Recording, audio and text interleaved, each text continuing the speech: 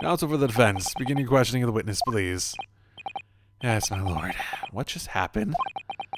The whole balance of the trial just shifted almost beyond recognition. Reaper of the Bailey is at work, it would seem. By being good? Or, because that was such a very extremely specific timing. Huh. See, if I had to go back and look at anything, I'd be interested in going back and looking at the identification number that was on it before. Because it's 418. It's 418. Yes, 418 now. I'm very curious if it's the exact same one. The blood stain in the middle is the thing that really feels like it's going to be the key. Outside of the, well, because Ryunosuke pointed it out is like weird, right?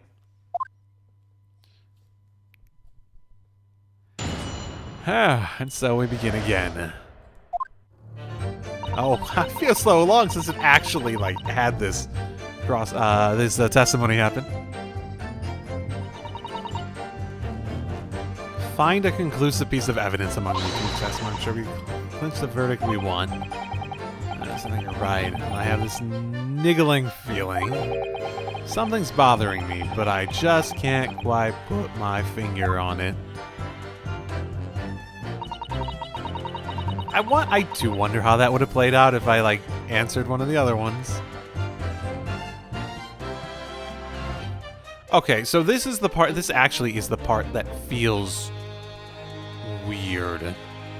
Just like always. Let's put that up against the, this statement where it says, a right old waste of time. I got nothing to show for any troubles that night. You can't see a blind thing in that hiding place. It's pitch in there. Why is it... this is just what I always do, and then suddenly, oh, this place is fucking useless. Never doing that again. Like, within a couple sentences. That's the thing that confuses me. Hold it!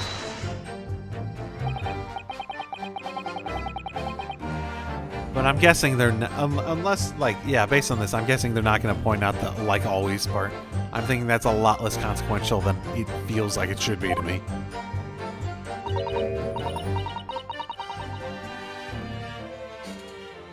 The red conch of driver always goes for some grub before his last run, see? So when I slip into the carriage and get myself hidden on the seat, nice and easy, right? That is such a specific detail. It's like a weirdly specific detail, too. Isn't it?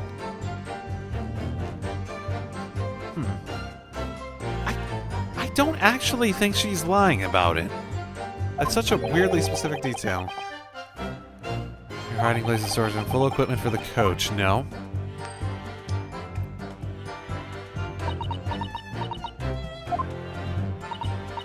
Yeah, there's brushes and buckets and whatnot in there, sure. I always chuck that out and cram it in a corner somewhere. No one ever seems to bother much. And yet, according to the report filed by the police officer who arrived first at the scene, the compartment was full of such paraphernalia. Oh. There's just details in her story that feel like they'd be unnecessary if she was lying. That's sort of where I am. They feel like details that like come out of a place of truth, right?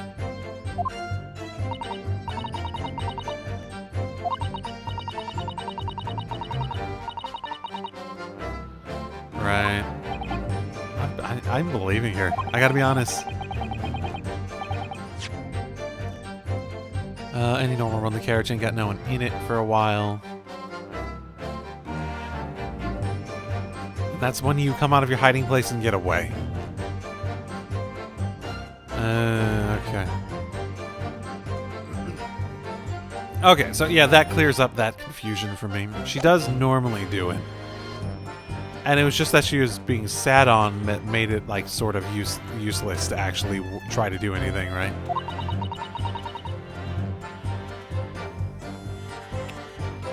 Most of the time, the passenger's playing himself opposite. That's actually contradictory to what he said about the reason he picked that seat. Okay, so if there's gonna be any doubt from that concept, it would be the idea that maybe it's suspicious that he picked that seat.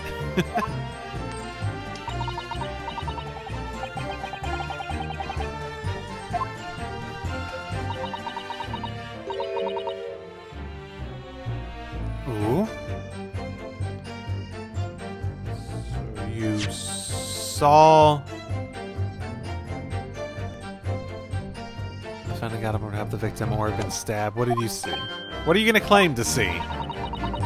Push up the cushion. Quick butcher while I had the chance, didn't I? The Irishman was sitting the bloke up with falling on the floor and seat opposite. That matches Mr. McGilded's account, of course. Then the fella suddenly turns and looks right at me. I sunk back down again, but it was too late by then. I should never have risked looking.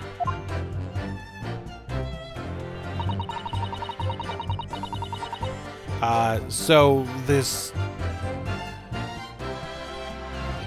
So when did you your story seems to contradict the screaming part of it. Because it didn't sound like you screamed, based on how you told that story. Hold it! Because it's just like, oh, I looked up and then suddenly he turned around and saw me. Ah, shit. Not that she screamed. When Mr. Mick is discovering you, hiding place.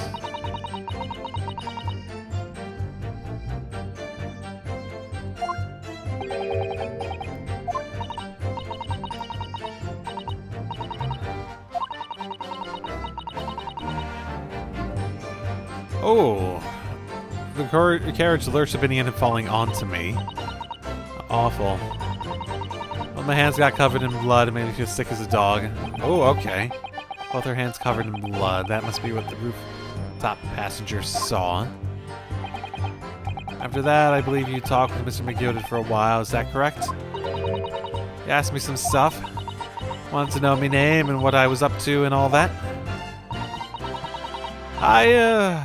Then I heard something from up above. Someone screamed. Yes, Mr. First on the roof deck, one would presume. I didn't want no one seeing my face, so I didn't look up. Then the horses were drawn up smartish, and this Irishman says to me, "Get back under the seats. I'll see that you can get away later."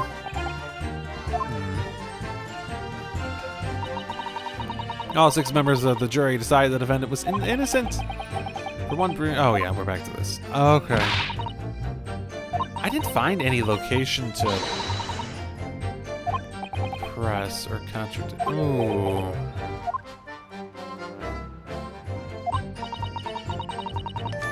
Well, now. What? What? This didn't pop up before. Excuse me. Is something wrong, Mr. McGilded? Oh, I do apologize. Was there something the matter, Counsel?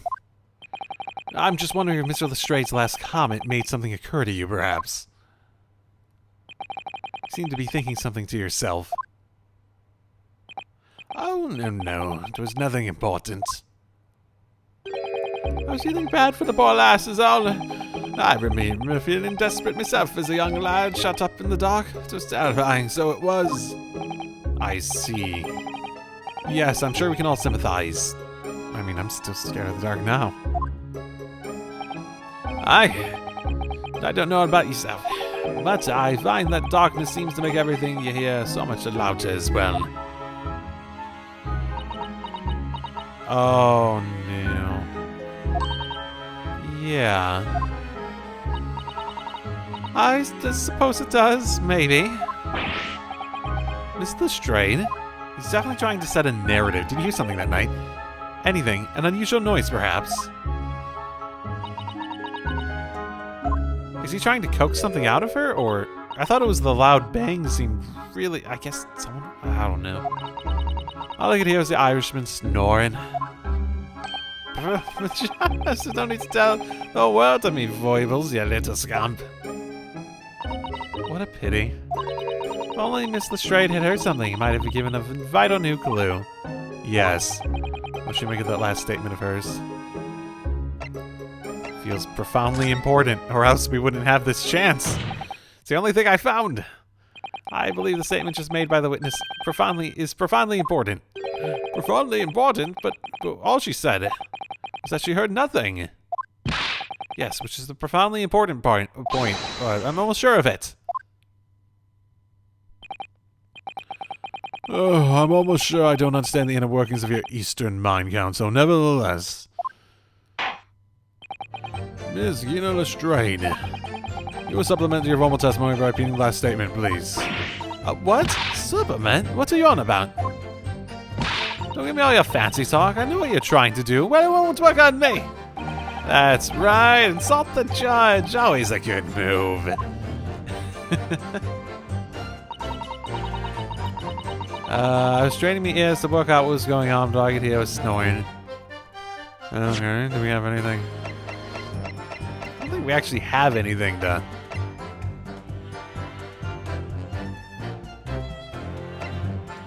Like, in terms of... Yes, my armband. Of course, that's the solution. I guess press it. Hold it! So you're straining to hear what was happening the entire time, since the moment you hid yourself. Not exactly, no. Sorry. There's no one in the cabin to start with.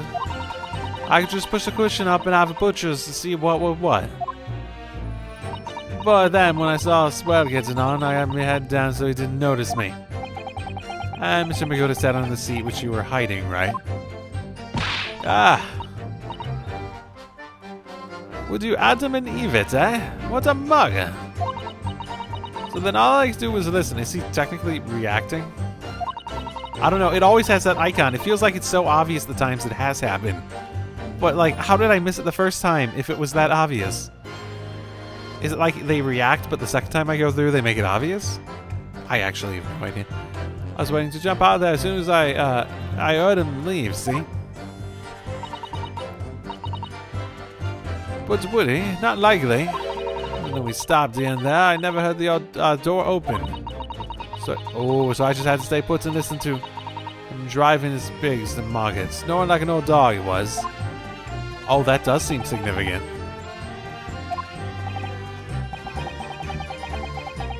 Yeah. Doesn't add up. This is straight. What you have just told the court. It's clearly at odds with the facts. At odds? Are you sure, man? This actually would imply... Oh, that would match up with how she said that people normally sit on the other side. Because that would mean that the other guy came first. And then he came, and then he went to sleep. Or he faked being asleep. Absolutely. It seems my learned Nipponese friend is not as dull-witted as I feared. So Van Zieks realized it too.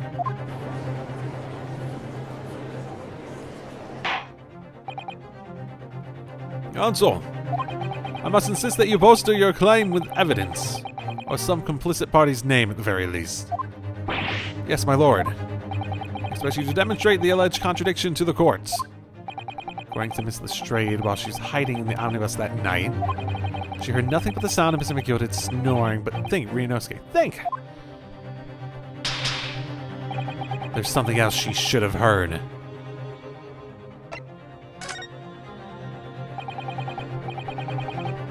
Will this make sense?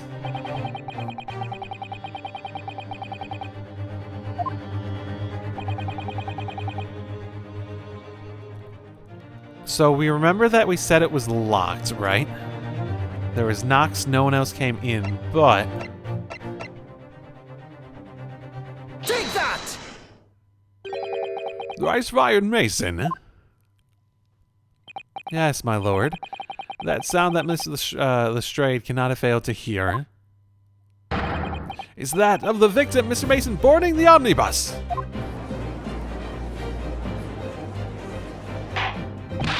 Order! Explain your reasoning, counsel. Miss Lestrade, allow me to confirm something. You claimed earlier that you're the first person on board the omnibus, is that correct? Yeah, of course I was. Got on while the driver was in the pub, didn't I? And the next person on to board the omnibus was Mr. McGilded. Oh, that it was. Not a soul in the cabin when I climbed aboard. At least, not in plain sight. So you were, to all intents and purposes, alone in the enclosed cabin in the omnibus at that time. Did I not just say as much? I wasn't driving with anyone else, if that's what you mean. Yeah, I saw him get on, remember? With a crack under the seat cushion. With the crack under the seat cushion means... Yeah, that means no one else could have been on there at the same time, too. It's not like he just...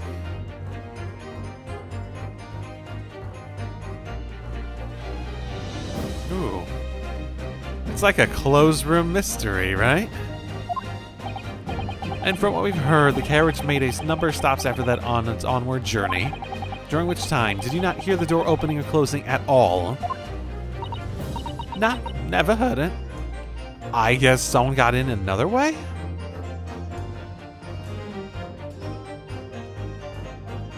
But she got in. It's not like there's bloodstains or something out of the ordinary at that point.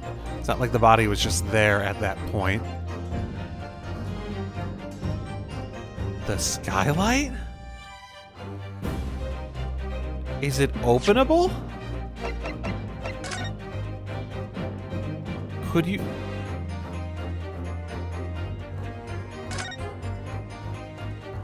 Oh my goodness, it has a hatch. It has a little hinge. Oh my goodness, is that actually how the... Nah, I never heard it. Exactly what I was listening for, weren't I? Waiting for the swell to leave. Oh, and that's why it was a loud bang, because it wasn't someone falling, it was someone being fucking dropped. In which case, when and how did the victim end up in the carriage? Ah! We know that the victim collapsed inside the enclosed cabin of the omnibus. Therefore, this straight statement about what she did or did not here is at odds with the facts. Could the skylight have been open and he got stabbed? Because it was fresh, right? He was still bleeding. That's what she said. It wasn't like it was a dead body that they just like brought up on board. Was he up above and then got fucking stabbed by one of the other two?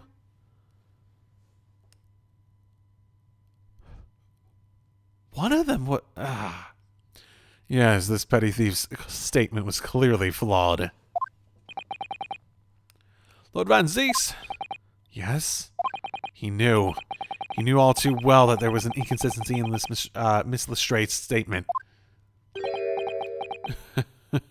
Yeah, and I know it's not working well for my side at the moment, but it gets us closer to the truth. There seem words of thanks are in order for my learned friend. What are you talking about? You have demonstrated matters impeccably. This witness and her colorful statements are entirely unreliable. Her words are convenient untruths, nothing more. I don't actually believe that. But he's playing the jury. He's playing the jury more than I am, as much as he fucking complained about that shit. No, no, no!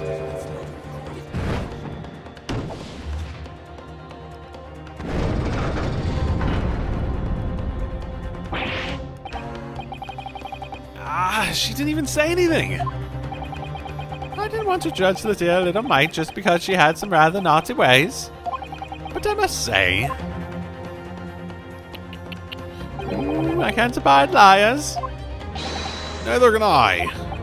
But Mr. Foreman, I didn't want to judge the girl just because she had some less than salubrious ways. But I must say, I cannot abide liars. She's not lying.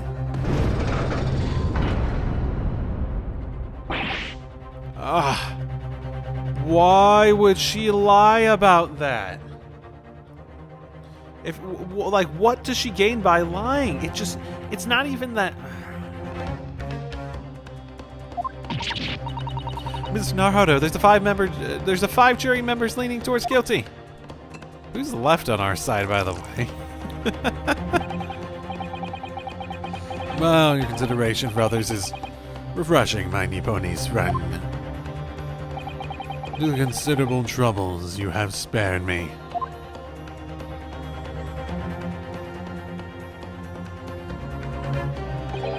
Yes, very refreshing. Ah! Ah! What are you playing at? Have you forgotten who you're working for, your useless Easter Armadon? Yeah, that looks cool. This is carnage. It's perfect. Juror number 2 is the only one left. Mr. Naruhodo, the way this is going, I know. If we can't find some new way to convince everyone of Mr. McGilda's innocence, the judge will rule and we'll have lost. I very much wanted to believe the words of one of London's most respected gentlemen, but those of us in service know we must accept hard truths. No, no, no! Do we have to do it again?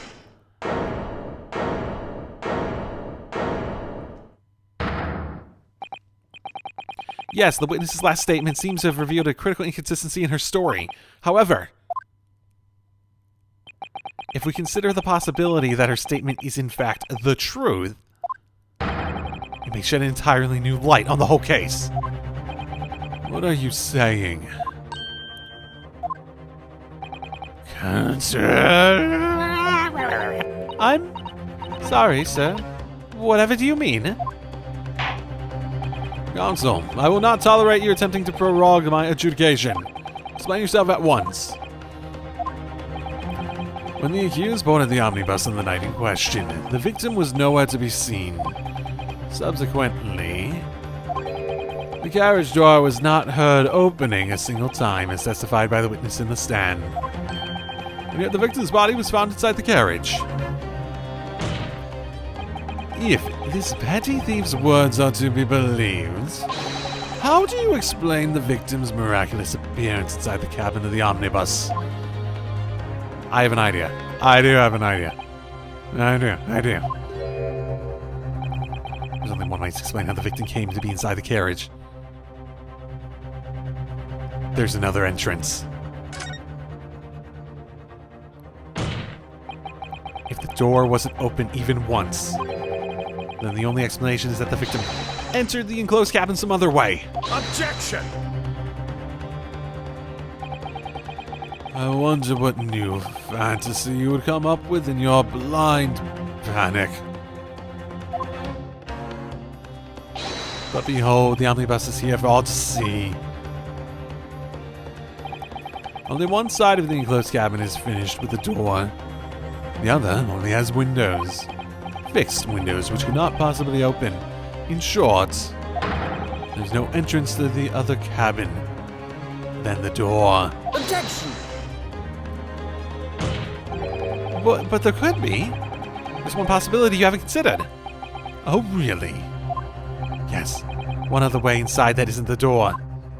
Another opening, the use of which was allowed the victim to appear inside the enclosed cabin.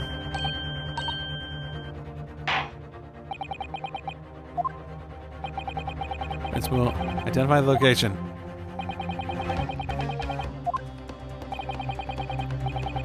Where on earth is the entrance in which you propose? It is right after this break. One sec. I need more water. It's really interesting walking off to my fucking... walking off to get water and it's just like I have my headsets on. It's like... and all that sort of fun stuff. It's very exciting. Oh, Take that! present! The answer is obvious. It could only have been the skylight. I say the skylight. It has a hinge on it. I checked. Objection! Your ludicrous proposal almost has me lost for words. However, Objection! the skylight may well be large enough for someone to pass through. Objection! So you claim. But you have a shred of evidence to support your addle-brained theory. Both Mr. McGilded and Miss Lestrade said at the same in their testimonies. They each claimed to have heard a loud thud, such as the noise made by someone falling to the floor. Yes, which has already been explained. The sound of the victim falling from his seat having been assaulted with a dagger. Yes, it has, but... would a man slipping from the seat onto the floor really have made such a loud noise as the witnesses describe? A noise loud enough to cause Mr. Straight to let out an involuntary cry, in fact. Good gracious! Perhaps, in fact. That was the moment that the victim made his entrance into the cabin. No, let me rephrase that. The victim didn't enter the cabin as such. He fell into it. Objection! I really like how they have, like, different, like, objection graphics for each of them just based on their, like, vibe. You are now suggesting that the victim fell from the skylight into the cabin? That's simply impossible. And how can you be so sure? Because if the victim had fallen inside the skylight, as you say, the passengers on the roof deck would have seen it happen. And yet, not one person made mention of such events in their testimony. Okay, let's break this down. If the fucking girl was lying, why would she lie? Why would she lie about that? Why wouldn't she say that the door opened multiple times to imply another couple people got in? Why, if it was a lie, it's such a bad lie. Well, yes, that's true, but...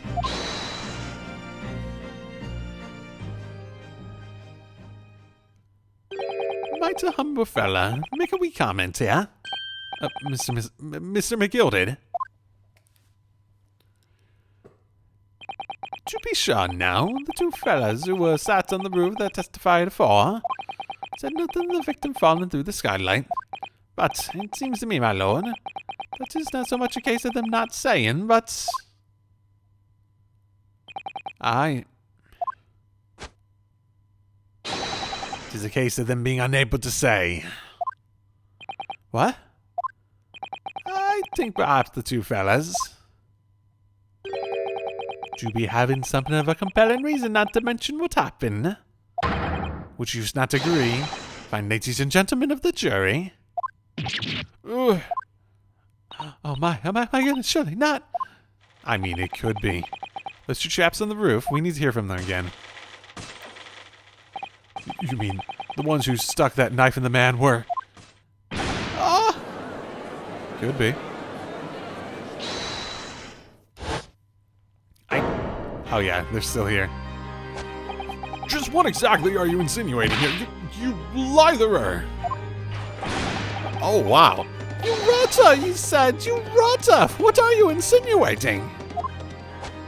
This is a flaming outrage. I've good mind to give you a blinker in a minute. I'll give you a shiner in a minute, he said, and so will I. Mr. Fairplay, you are effectively accusing me of such a gentleman and a well-respected banker. And me, a very, very angry hatter. Oh, not a mad hatter?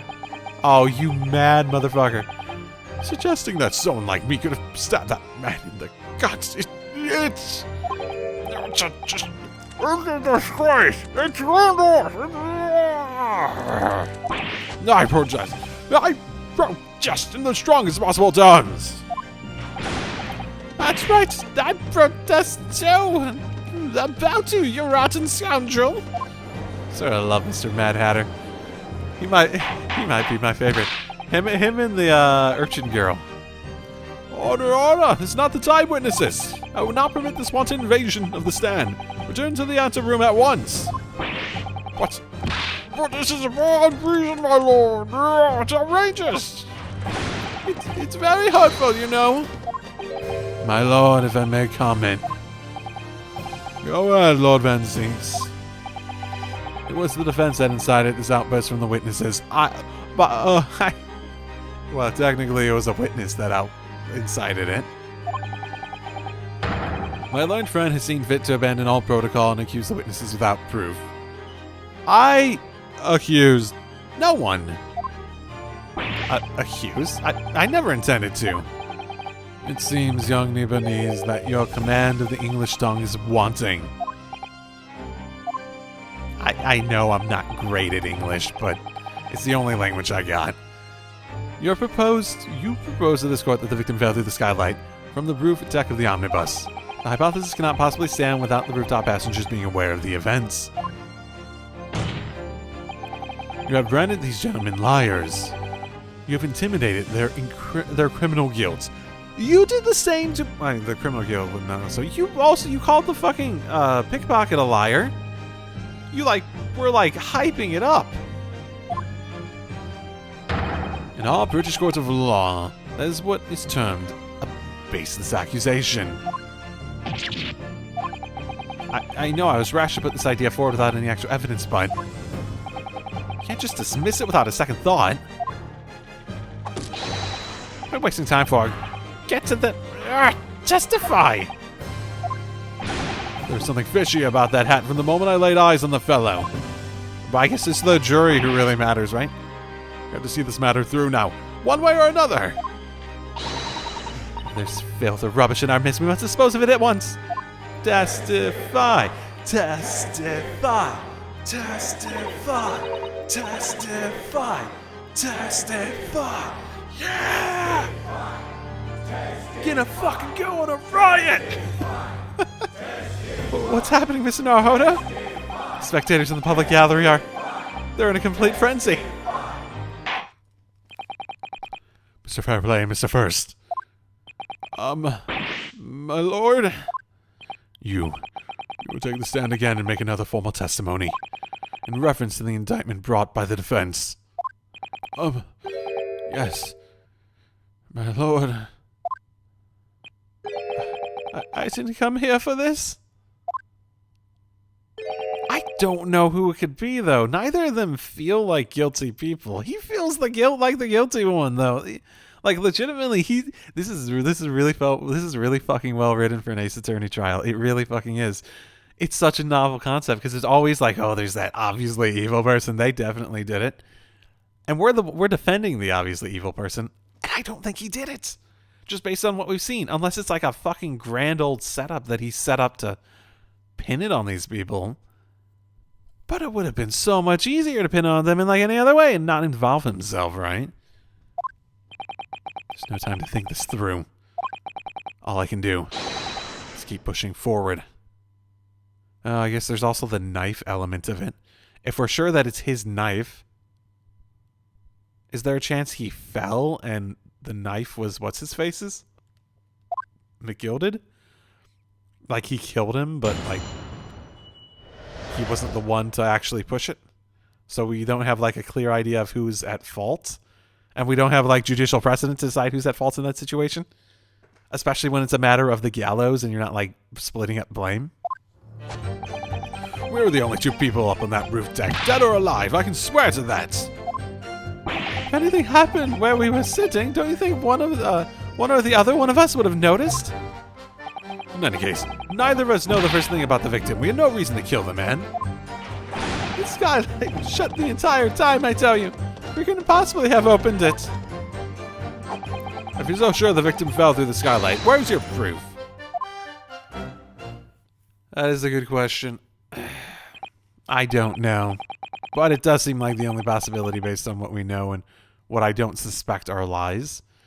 They don't feel like they're lying either. Yeah. I must say that on listening to this testimony, it's somewhat hard to imagine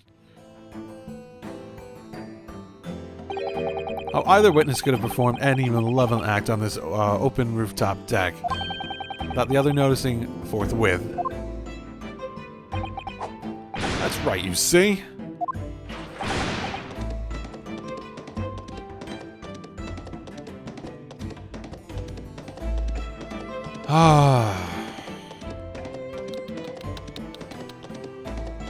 Was there again, like, could there have been a fake scenario to create witnesses that weren't really witnesses? But what would be the point of that? To make it feel impossible that they could have dropped it, specifically so that they had witnesses from that location?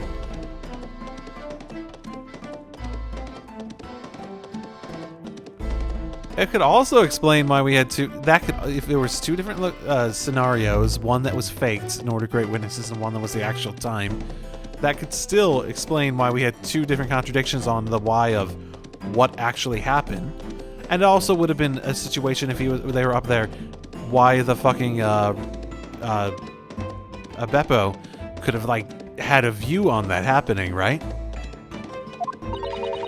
Although logically, of course, the Ekman falls down if the two of you were in collusion with one another. What? According to investigations by Scotland Yard,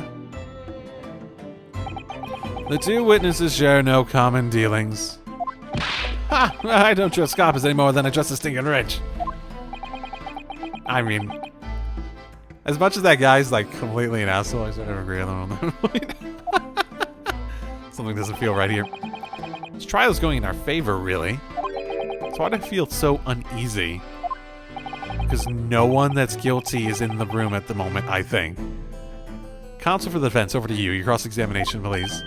Oh, yes, my lord. Oh, this is like one of... It's been such a long time, but this is like easily one of the best trials I feel like I've ever played in this series. Like, this is like really... the twists and turns. This is really good. Where's our proof? That's still a pretty good question. So, what direction are you going to send me for my hints? I wonder if these two men were really involved in some way. I couldn't say. I mean, I don't really know anything about them, do I? Although, by the same token, I don't really know anything about Mr. McGilded either. It's so hard to know what to believe here. I think we should try to remember that it's evidence alone that can truly determine the outcome of trial. And emotions, because it's a jury trial, but... especially since they don't have, like, judicial procedure like debating how to go about it. In the same way, like, a judge can tell you to explicit... like, in the U.S. court system, and I can't speak for others, a judge can explicitly tell you to say, hey, ignore that piece of the testimony. Yeah? Because that's not admissible by our rules of gore. Evidence. No one can argue against decisive evidence, including members of the jury. So you're saying that what we need now is to find a conclusive piece of evidence. So if we're saying we need to find it, I'm guessing they're saying I need to press then. Okay. So you never met him before. Oh my fucking god, there's 4 of them. Oh, Louis, no, not once, never. You never met the man before, I said, never. What about you? And you, Mr. First, had no prior dealings with the victim either? Oh, that's right, sir. That doesn't have much to do with brick makers, to be perfectly honest, sir. No, I imagine not. The fuck does a hatter do? Does it mean you make hats? Is a hatter someone who makes hat? Like a hat? Because your hat doesn't seem to be staying on very well if you're a professional hat maker. You see, how many different ways can I put this? Neither of us have the remotest connection to the gentlemen who are inside the cabin. Oh. He's not offering it up himself. Excuse me.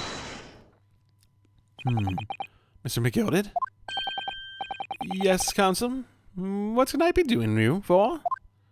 Did the witness's last statement give you pause for some thought somehow? Not the remotest connection, isn't that right? Is that right now, I wonder? What are you insinuating now? Ah, Mr. Fairplay. That's been too long, so it has.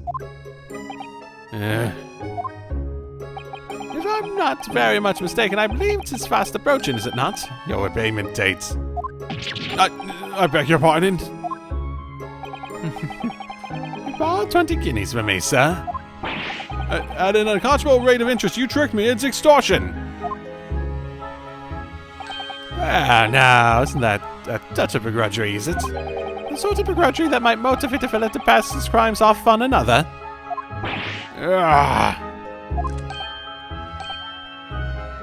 And, young Mr. First. Me, sir? What do you want with me, sir?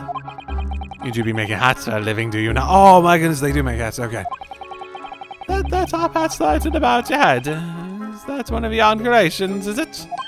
Oh, well, yeah, I'm just an apprentice, you understand? I'm needing to find the perfect fit for whatever fine gent walks through the door. The perfect fit, is it? Ah, it is a very distinctive design, so it is. Many customers like it, I tell you.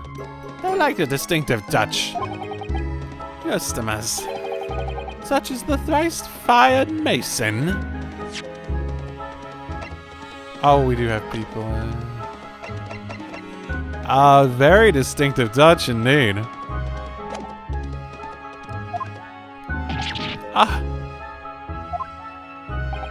There was a photographic print of the victim submitted as evidence of all, my lord. Oh, yes, this you mean. I can't help thinking that the poor fellow's hat looks distinctly familiar, wouldn't you say? Oh.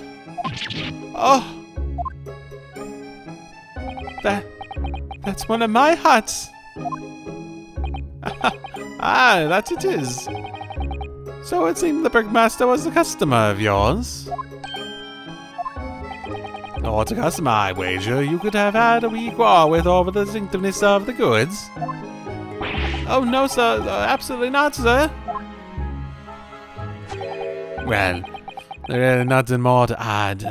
Wouldn't it be right to say that the two brothers here haven't the remotest connection to the victim, you see?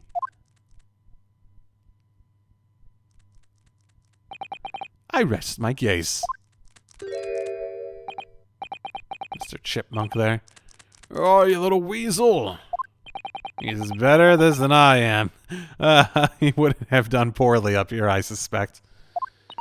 Gosh, Mr. McGill has certainly been thorough in his research, hasn't he?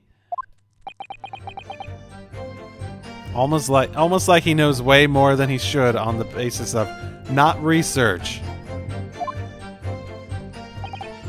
Oh, please don't let me interrupt. Did interruption hold up the proceedings? What? Hat Hunter? What? Did I do something special?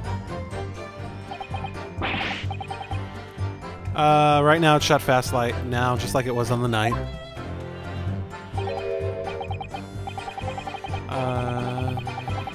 Break through it still in all. Wait, why would you... Okay, so they're saying that it was closed the entire time and that it's still closed, and he's saying they could break it? But if it was broken, it would still be broken, unless you're saying that... Unless this was a different thing. Just look at the sides of this thing, you understand. Actually, if someone broke through it, they would have fucking... If someone broke through it, you would have heard the crashing of glass. Glass would have been all over the floor. The size of this thing means nothing. Not on its own. Let's consider the bigger picture here, shall we? Stop biting our cane, shall we? I was riding the omnibus on another occasion when I broke wind loudly. I shocked myself with it as it happened. What? This is an unexpected confession, Mr. First.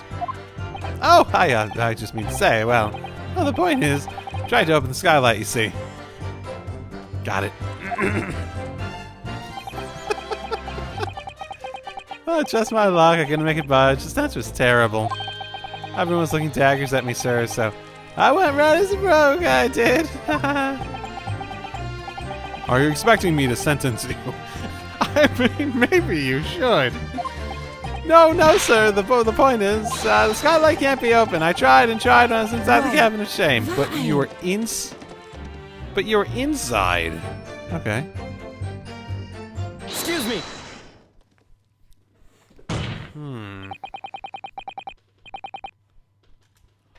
Do you have something to say about that?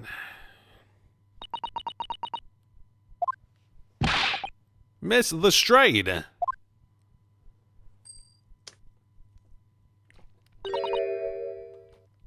It opens. The skylight.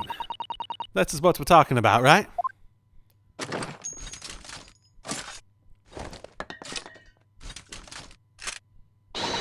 Oh, them skylights open dead easy. More easily than can you load that weapon? That's a lie, I tell you. Otherwise, when I broke in, You can't do it from inside, you mug. Oh. Yeah, I saw a latch on the outside. Look, a few weeks ago, I was up on the roof deck one of them old drags. And that's a great haul. I mean, I person's got in me ears.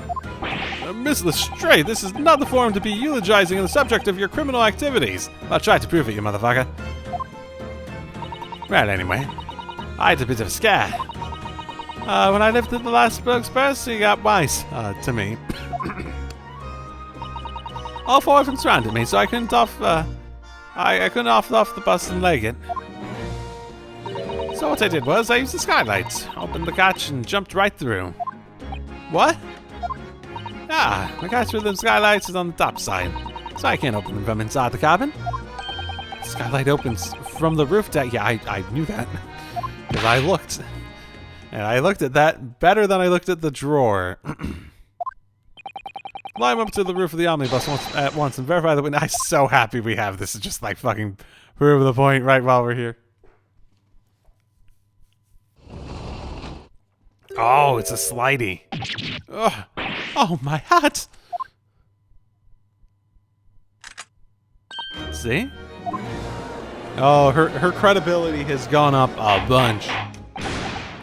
Order! So it appears that the street girl's statement is quite true. I don't believe it. Skylight opens? And from the roof deck? Yeah.